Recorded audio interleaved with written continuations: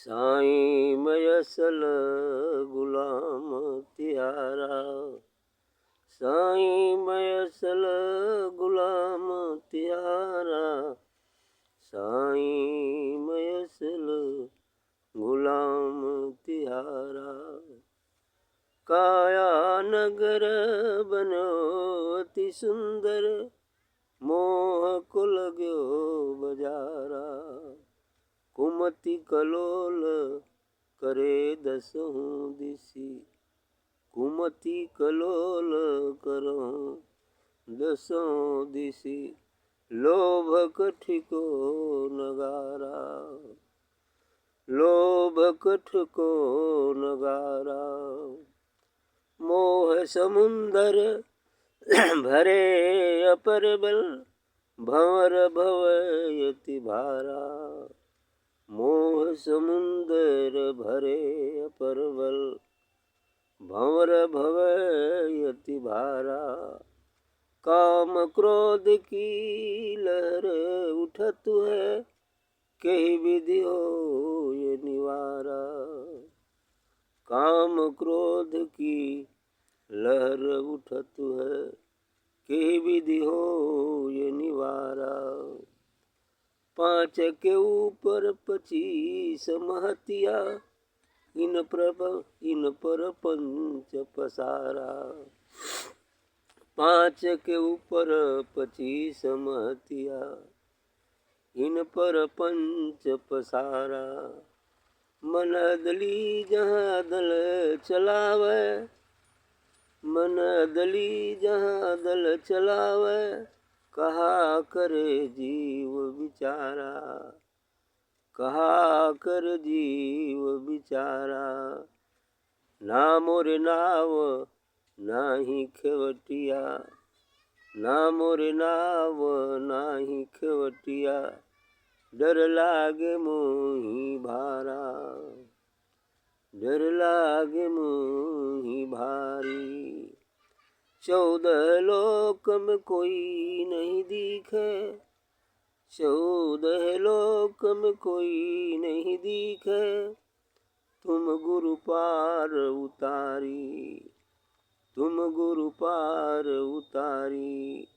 धर्मदास की यही विनती, धर्मदास की यही विनती। उर्जे को निर्वारो, धर्मदास की यही विनती। उर्जे को निर्वारो। साहेब कबीर मिले गुरु समरथ, हमसे अधम उबारो। साहेब कबीर मिले गुरु समरथ, हमसे अधम उबारो। अच्छा बात है, निवेदन है सदगुरु से कि साईं मेरी मैं असल गुलाम तिहारो। यही सदगुरु, यही साईं, मैं आपका बिल्कुल असली गुलाम हूँ, असली गुलाम हूँ। निवेदन है कि मैं आपका असली गुलाम हूँ, असल गुलाम।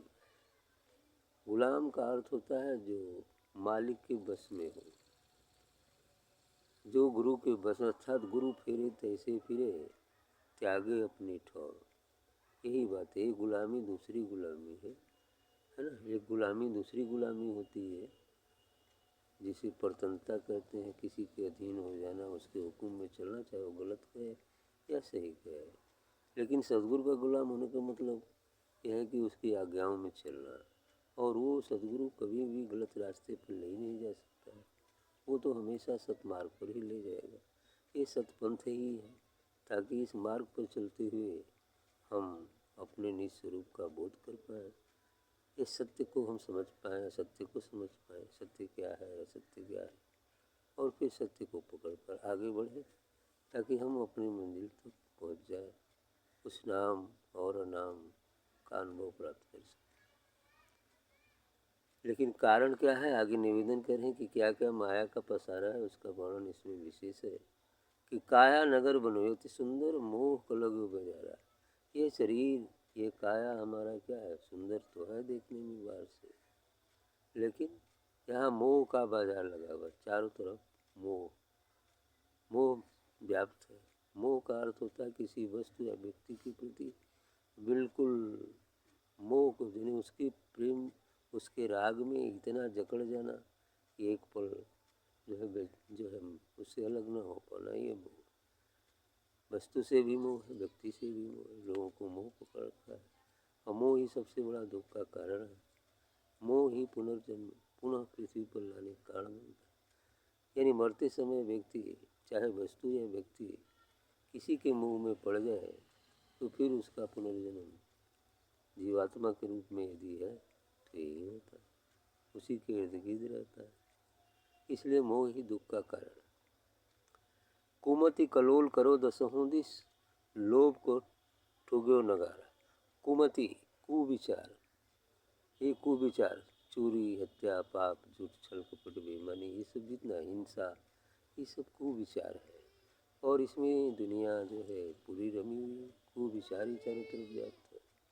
कुमति कलोल करो दसों दिशाओं में, ये कुविचार कुमति ही व्याप्त इतने। और लोभ का ठुक्यो नगारा, लोभ भी है, वस्तु या व्यक्ति की तरफ लोभ हो जाना, ये लोभ का भी ठोकर नगारा बज रहा है चारों तरफ, है ना। लोभ का नगारा चल रहा है। किसी वस्तु के प्रति लोभ हो जाए तो हम किसी को देना ही नहीं चाहते, वही लोभ हो जाता है। व्यक्ति के प्रति लोभ हो जाए, कहीं जाने ही नहीं देते हैं, मत जाओ नहीं तो ये हो जाएगा वो हो जाएगा, ये सब चीज़ें लोभ मोह ये दुख के कारण। लोभ के हुक ठुग्यो नगारा। आगे मोह भी आ गया कि मोह समंदर भरे अपरबल, ये मोह का महासागर भरा हुआ है। मोह समुंदर भरे अपरबल, भंवर भंवे अति भारा। और इसमें जो है भारी भारी तरंगे उठा करती हैं मोह में, तरंगे उठा, भंवर भरे, भंवर है ना। भंवर का मतलब कि वो पकड़ लेता है तो नीचे ही ले जाता है खींच कर। खाली उस भंवर में जो फंस गया वो फिर निकल नहीं सकता जल्दी बिना सदगुरु के।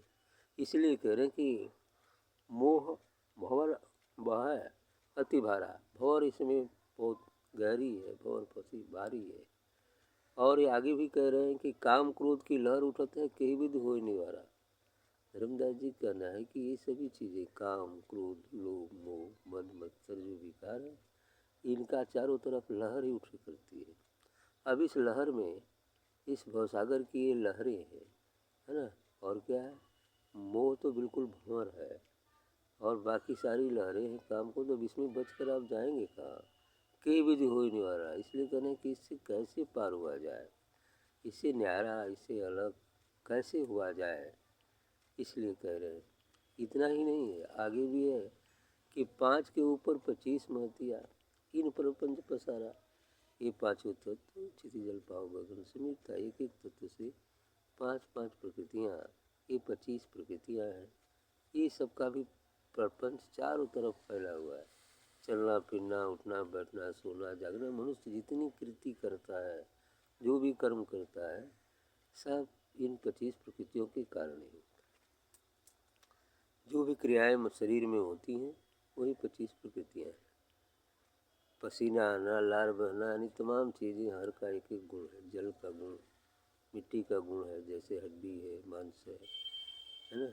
ये जो है त्वचा है, रोमकूप है, ये सब पृथ्वी तत्व। जल का है, जैसे पेशाब होना, लार बहना, पसीना होना, मूत्र इत्यादि, ब्लड, ये सब क्या है, जल के गुण है। ऐसे ही वायु के गुण है। ऐसे सभी प्रकृतियों के गुण हैं, उनका प्रकृतियाँ हैं। एक एक तत्व की 5 प्रकृतियाँ हैं। तो ये 5 तत्व और 25 प्रकृतियाँ, इन प्रपंच पसारा, इनका भी प्रपंच चारों तरफ फैला हुआ है। इसमें मन अदली जहाँ अदल चला हुआ है, और मन सबका राजा है। मन सबका राजा है और वो अपना हुक्म चलाते रहते हैं।